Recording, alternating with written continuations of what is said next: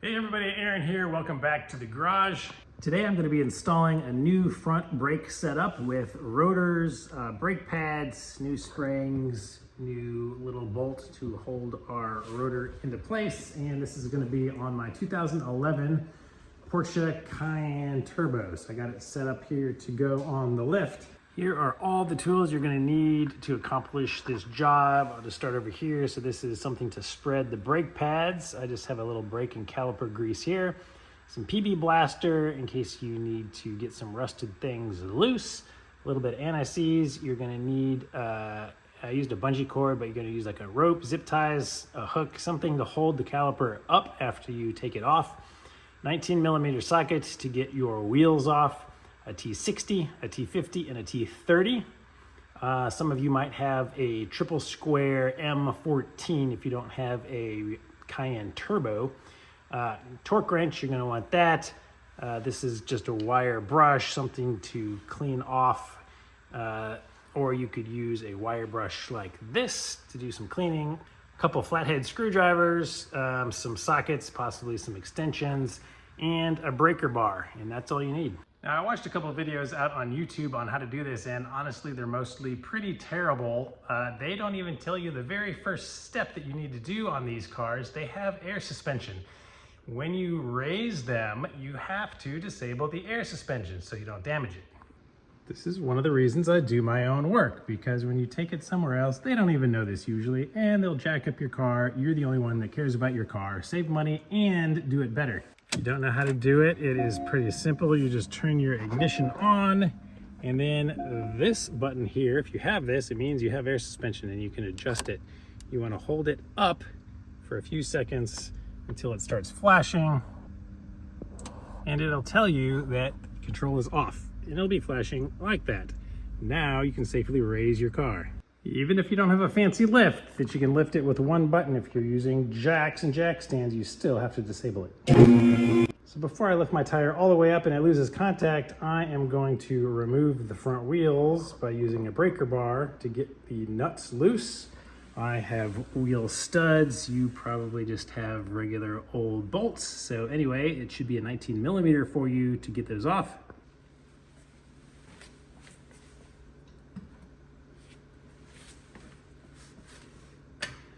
Right now, all you want to do is go around and loosen them a little bit.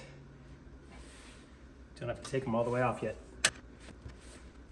Next, you want to lift your car all the way off the ground and remove them the rest of the way and take the wheel off.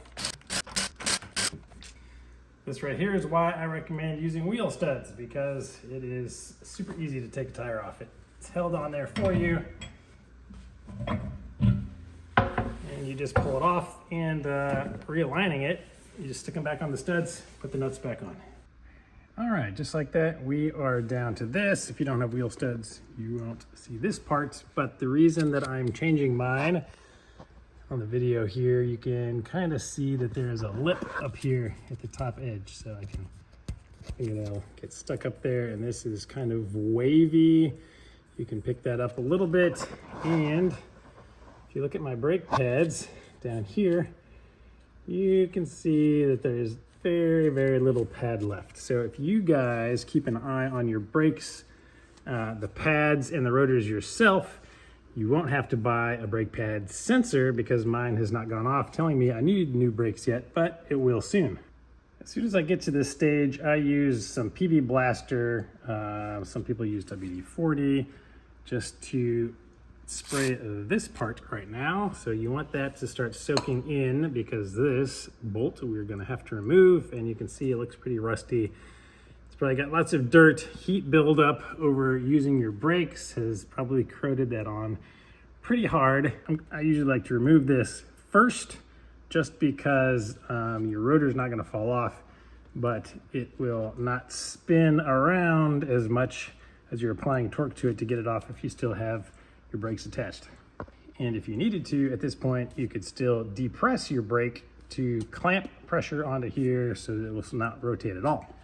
Your brake rotor set screw is going to be a T50, so I just have this back on my breaker bar with a 1/2 inch socket. It's a little bit overkill, but I like to make it easier on myself, so make sure it is seated all the way in so that you don't strip it. And see, that's why I like to do it now, because this rotates. But I just give it a couple little tugs, and it came loose. So I'm not going to remove it all the way. I'm just going to leave it like that. It'll still keep the rotor in place, but now it'll be easy to remove later. All right, I raised my car up higher so I can get behind it a little bit better, and it's easier for me to work on it up here, and I can show you guys what's going on a little more easily. All right, so here are your brake pads, the back of your brake pads inside your caliper. This wire right here coming out is your brake pad wear sensor. So if you follow it along, it comes up to this connection right here. So we need to disconnect it so that we can remove the caliper. And the way you do that is there is this little place that is built for a screwdriver that you can pull down. And while you're pulling down on it with a screwdriver, with your other hand, just pull the whole plug down to disconnect it. Okay, so let me demonstrate. You put your screwdriver in there and you can kind of pry it to get a little leverage on it to pull that tab down, and then it slides out. So it's super dirty and probably difficult to do the first time. So you can see inside this, there's this little tab down here on the bottom. So let me try to show you on the video. When you have your screwdriver in there and you're prying that piece here down, you are releasing that tab that is locking it so that you can remove it. All right, next thing you're going to notice attached to the caliper is this hard metal line. This is where your brake fluid goes, and you can see that it comes up behind here and attaches to this bracket that's down here that held the sensor. So there's a bracket that holds a bunch of sensors, and there is one bolt back there that you can take off to remove the whole bracket if you want. What I found is easier. If I can show you back here. All right, so this is our hard line coming up. Down here you can see is that bolt to the bracket. It's kind of hard to reach. And the hard line is just going through this rubber grommet just to kind of stabilize it. So if you get a screwdriver in here and you just kind of pry this thing out, it's hard to do while filming. Just get one side and kind of start working on it. Kind of reach back with your hand and you can get it out. So there, the grommet comes out of that little metal groove. So now this line is no longer connected to that bracket, so we don't have to remove the bracket. And either way you want to do it, you're going to have to remove this bolt up here because there is a second bracket. And up here is where your hard line transitions into a flexible line. So as you can see, there's like a finger width between that bolt and your air suspension here. So it's a little tough to get to. So here's what I'm going to do for the left side of the car. I'm going to turn my wheel all the way to the right. And you can see if you've already disconnected it, that's what your sensor will show you if your thing gets tripped, brake pad wear. All right, now if we go back down here, you can see that you have a much easier access to get to that. All right, this is a T30.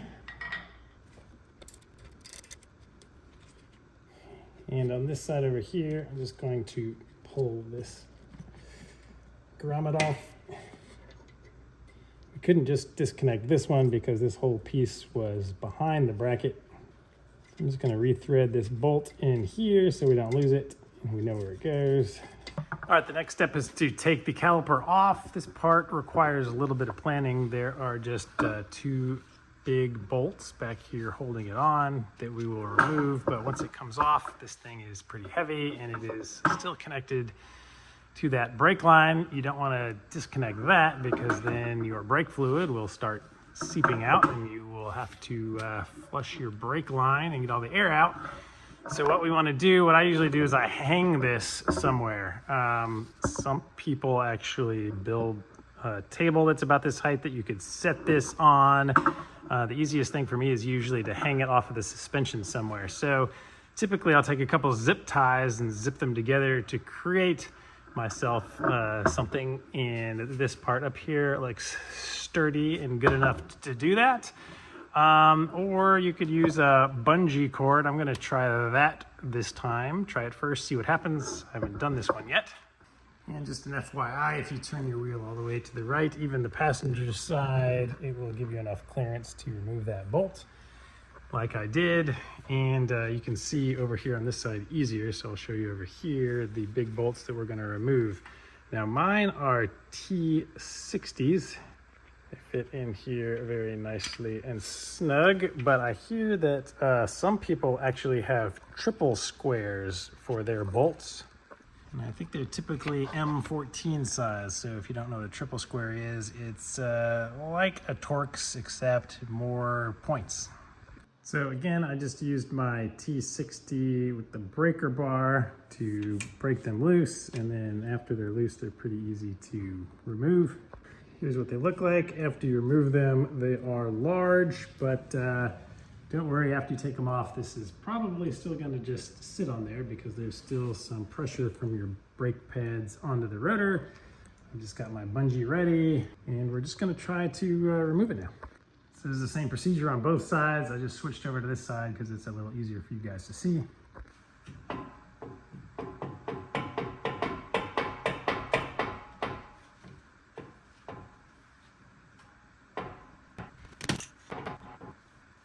Just rocking it back a little bit.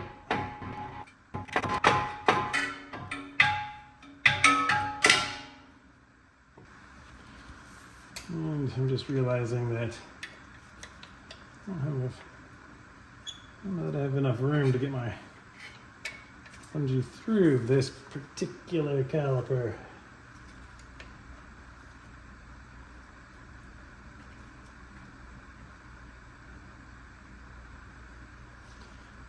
Okay, I can get it in there.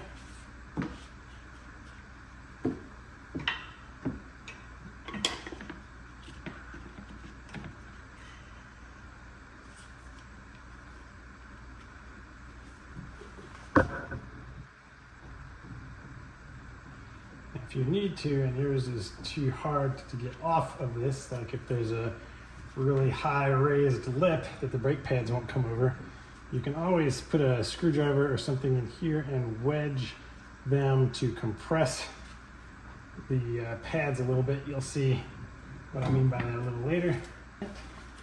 So it's off, so I just stuck my bungee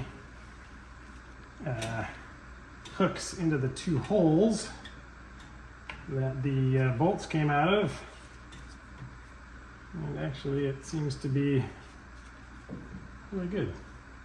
Never done it like that before, but looks like it's gonna work. Anyway, the point is you gotta suspend this somehow, so you can't just let it hang or it would put pressure on that hard brake line and bend it or break it, or bad things would happen. So get this set aside somehow. Okay, back to this side. We're just going to go ahead and remove this now. And if you don't have these studs on yours, hold on to this carefully because it could just fall off. Mine is going to be held on by my wheel studs. And this bolt we will be replacing also with a new one. And old rotor off. All right, here's our old one. Here's the new one. You will notice that they are stamped with left and right. There are two different part numbers because they are different for each side because of the vanes on these things. So you can see that this has vanes on mine that run to the right as I'm looking at them. That's so that when they turn this way, it can draw air in to cool them off. So if you put them on backwards, your brakes are gonna overheat, most likely, because your rotor's not being cooled properly. Now what we do want to do is use a wire brush or something to clean up the contact surfaces, including the little hub area here and the flat part, to make sure that there is a good clean surface to put our new rotor on, and it does, these specific ones come with an anti-corrosive coating, and the instructions specifically say you do not have to clean that off. So I'm just going to mount this. Some new pads, or if you've touched them and gotten them dirty, you might want to use some brake parts cleaner to clean them off, but we do not need to do that with these. So just a good old wire brush like this, or might pull out the air tools, but you can see all that brake dust and stuff that is already coming off. I finished this one up with an electric drill and a little wire brush.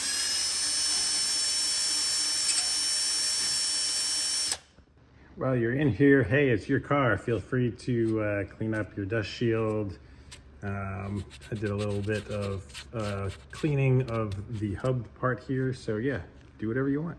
Now, if you happen to have a vapor honer, feel free to take off 4 bolts, throw it in there, and make it look nice and shiny. I always try to clean up one part of my car while doing a project to make it look better than when I started.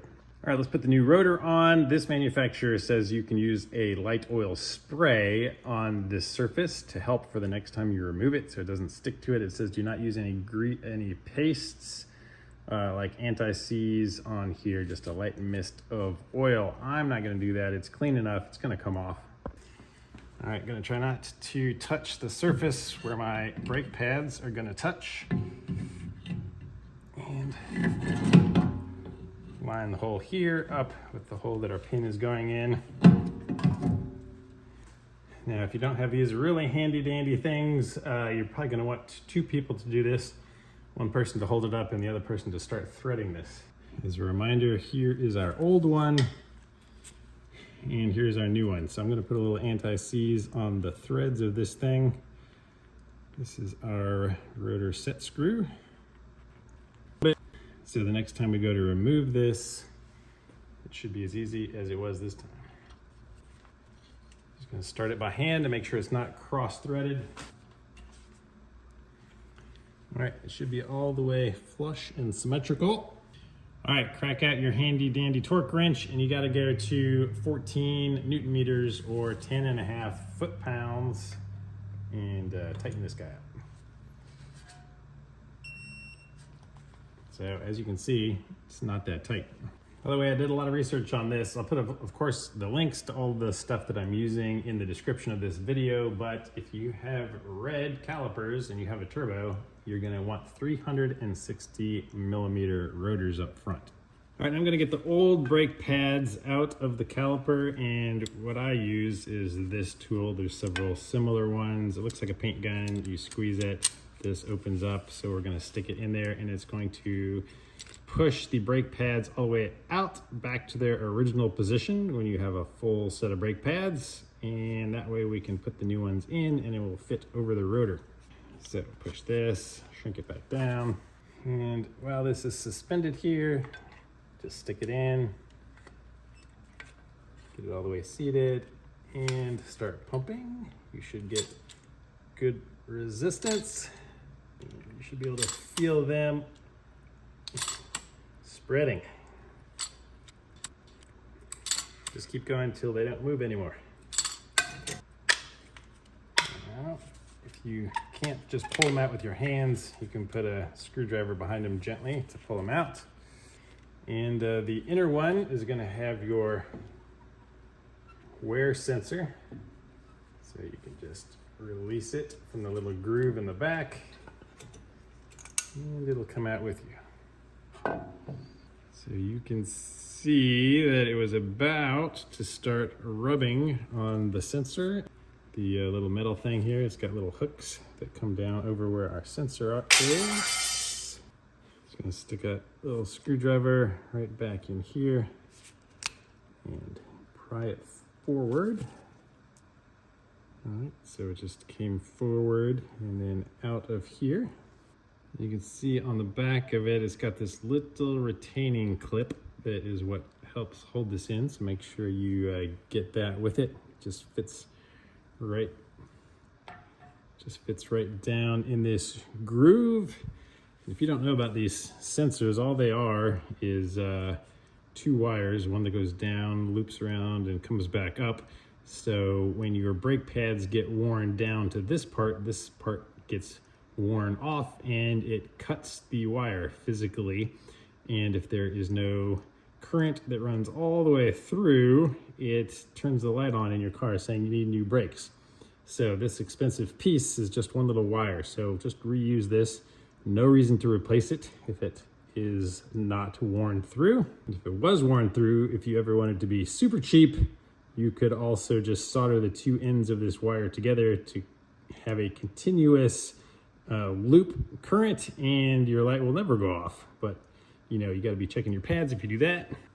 All right, our setup also came with these new little springs back here. Just take a screwdriver and move them around a little bit.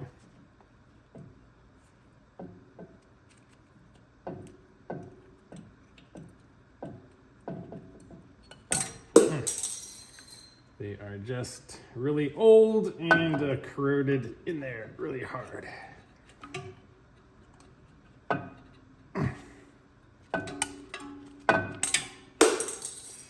right, so just pop those out and put some new ones in. Much nicer and shinier. So they just sit in there like that, and the brake pad up against them is what holds them in. So here's just a quick comparison of a new set and the old set. So if I put them next to each other, you can see how much more pad you have on the new set and how much was worn away on the old set. And our new one, I'm just going to locate the little clip and push it in. All right, it is now installed in our new one. All right, the fit on this was a little too loose at first, so I had to spread that spring back out and put it in there, and now it's not moving around. All right, I got a bottle of this caliper grease stuff. I like this better than the little tubes that they sometimes give you because there is a brush, so it's a lot easier to apply. And so I'm gonna put some of this on the back of the pad. Do not put this on the front of the pad or your brakes will not work. And this essentially just goes between the pad and any metal parts that contact. It mostly just helps it so that your brakes don't squeal. And take the little teeth on here, go over the top, and apply that like that. And then in the three areas where your caliper, all right, so you got these brakes have 3 piston calipers. So there are 3 places that the piston is going to push against the back of this. So we want to put a little bit of grease there too to help with that contact. So you could put it everywhere on there, but no need. This is our rear pad, so I'm gonna thread this back through, and it's easier with one more hand.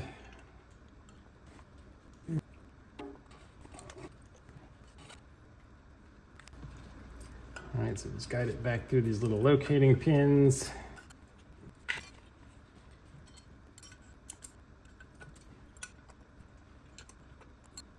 Okay, the little metal pieces fell out of place, so I'm just trying to fit them back in here.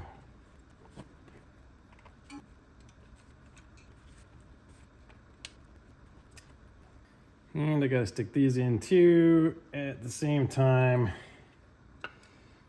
to try to get these little retaining clips to stay in the right place.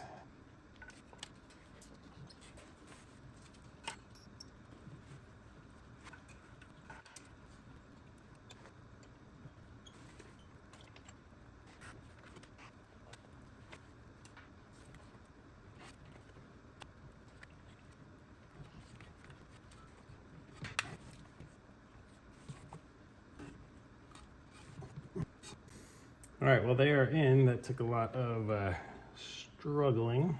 It's kind of a pain to get them all locked in like that. All right, now I'm just going to spin it around.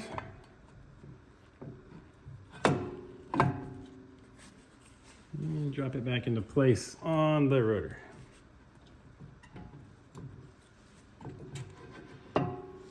Should fit in all the way if everything is in place correctly. We tuck our cable back in here. And that's still gonna hold it in place for now with our bungees still in up here. All right, I wanna show you something here on this spring. You can see that this spring is over the little nub in the brake pad. This spring is not. This little nub that I'm calling it is right here, and the spring is not over it. So just gonna make sure I lift up on this. And now you can see it is on top of it. So that is how you want it. So make sure that they're seated like that. All right, let me line this back up with our bolt holes here. And let me remove this bottom guy.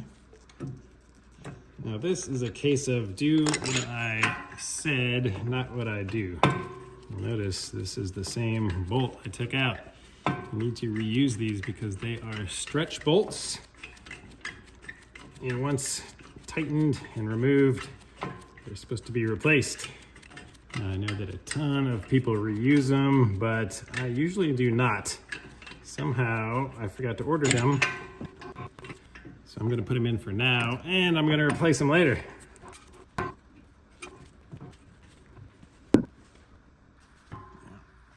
This one.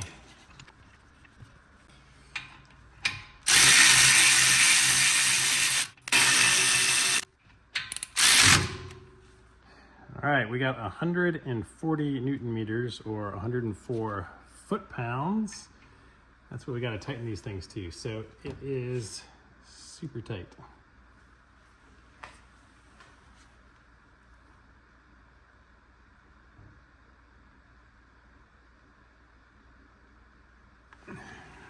That's 80.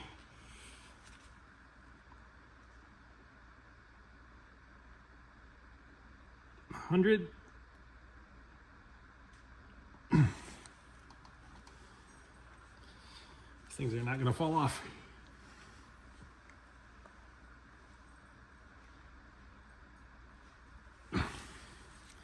$130. All right, it's like all my weight into it. All right, I'm just gonna start reconnecting stuff in reverse order now.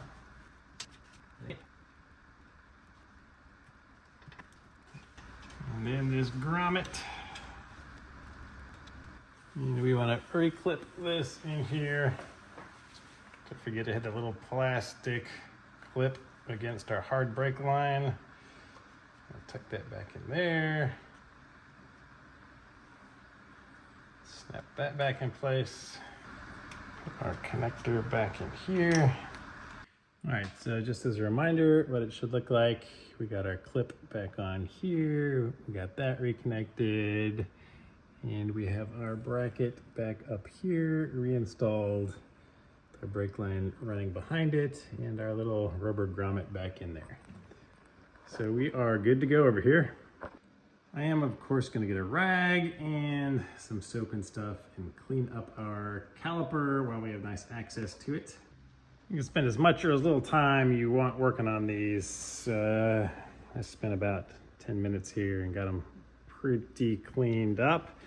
I realized that the really caked on places in here, I could just use a little flathead screwdriver and just lightly scrape and get all of it off.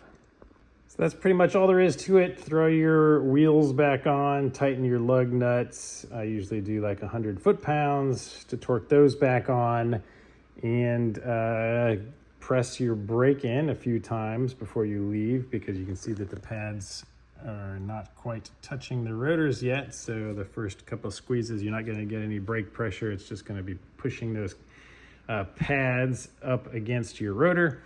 So do that, and then bed in your brakes. I'll do a separate video on how to bed in brakes, but look that up if you don't know how to do that. It is important. And remember, when you lower this back down, make sure you re-engage your air suspension. It's the same way that you disengage it. Hold it till it comes back on. So I hope this video is helpful, guys. Please give it a thumbs up. It really does help the YouTube algorithm. You got a lot of really good content, I hope. And in return, that's all I ask. Subscribe to the channel if you like this kind of DIY stuff, especially if you own a Porsche. I got a lot of content on my channel with that, including this Cayenne, and I have a Cayman, a lot of Boxster content. So follow along, and thanks, guys. I'll see you on the next video.